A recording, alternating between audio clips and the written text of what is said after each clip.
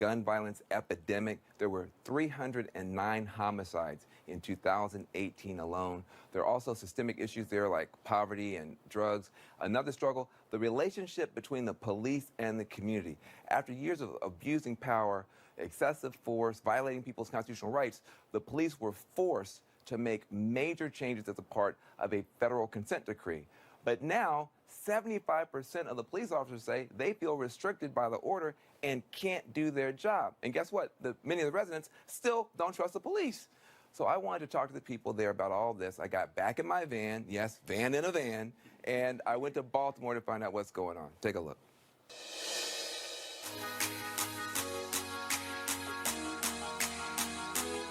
All right, so here we are in Baltimore. Beautiful, affluent area. Very different Baltimore than the Baltimore where we're going. Everybody remembers 4 years ago when Freddie Gray died in police custody, sparked off massive protests, riots, and violence. The country was made aware of the problem of policing in Baltimore, but there's so many other problems here that were not talked about then or now. How are you? Good morning.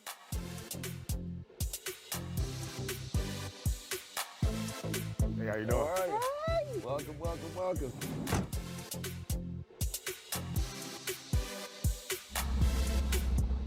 Hello, everybody.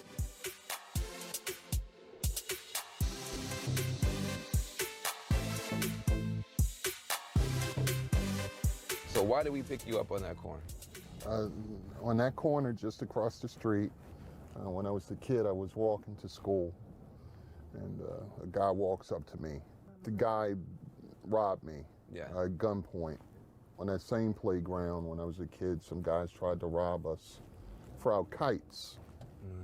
And a plainclothes cop jumped out of his car.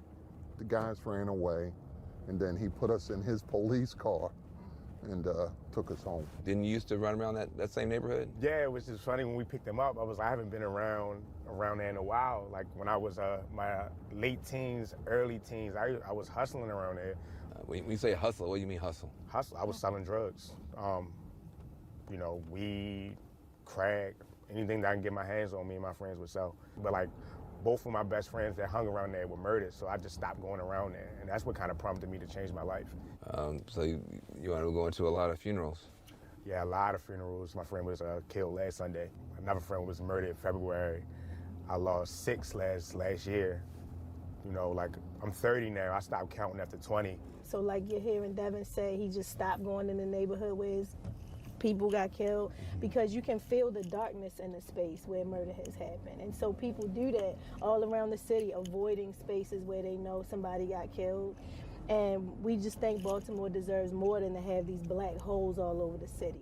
A lot of people know about what happened here in part because of your photography. I mean, you took a picture that wound up on the cover of Time magazine. I mean, the world saw what was happening in Baltimore in large part through your eyes and through your lens.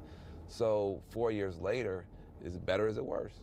It's a lot of space for improvement. I just feel like with the death of Freddie Gray gave Baltimore a platform for change, and I feel like now, post Freddie, people actually has eyes on Baltimore. Now people are being held accountable for the things that they're doing, and it's been brought to the front. The numbers suggest that things are not much better and possibly worse.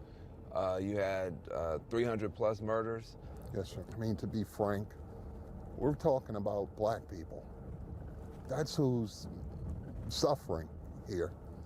I just heard his story of how many he's lost. We're in a city that has just accepted the amount of black people dying year after year.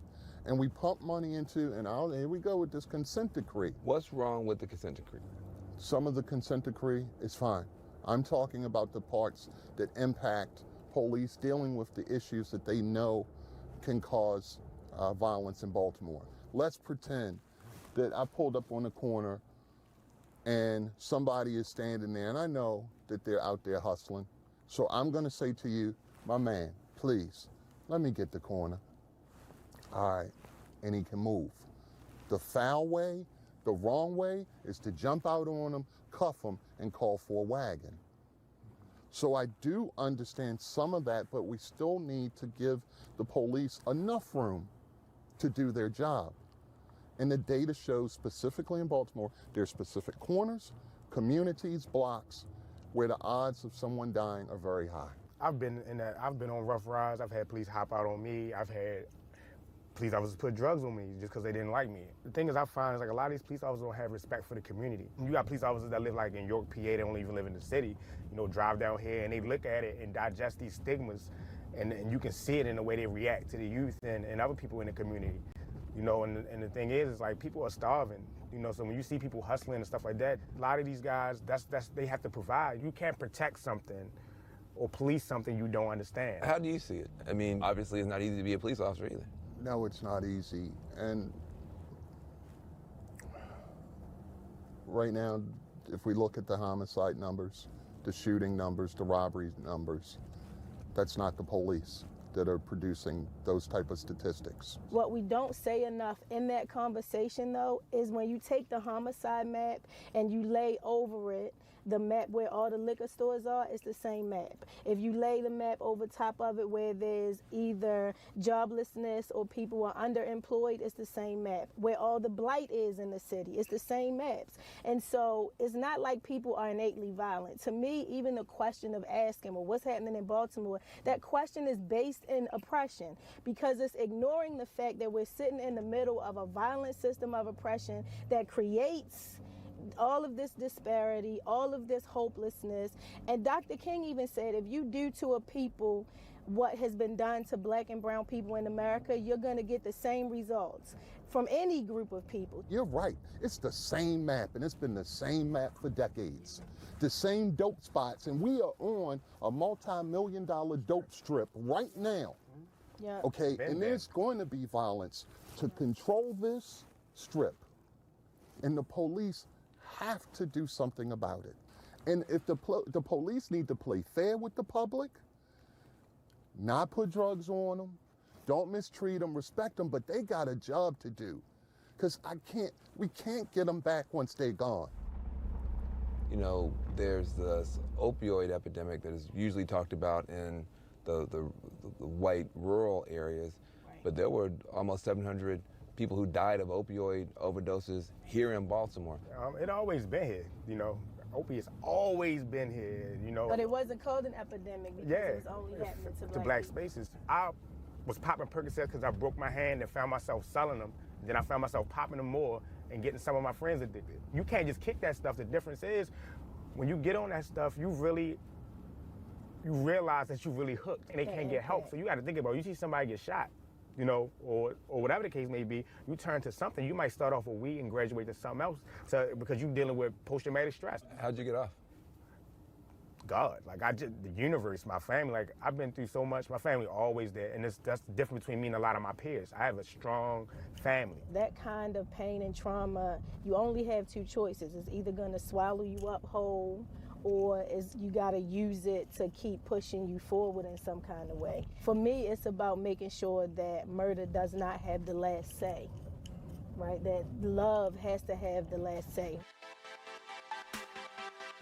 Oh, man, that's beautiful, isn't it? It is. It don't seem like it was that long ago. I know, right? Wow. Everybody protested every day.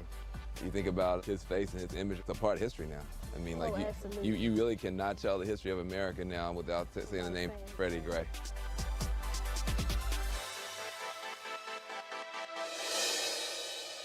We cannot forget what's going on in Baltimore and places like Baltimore. This show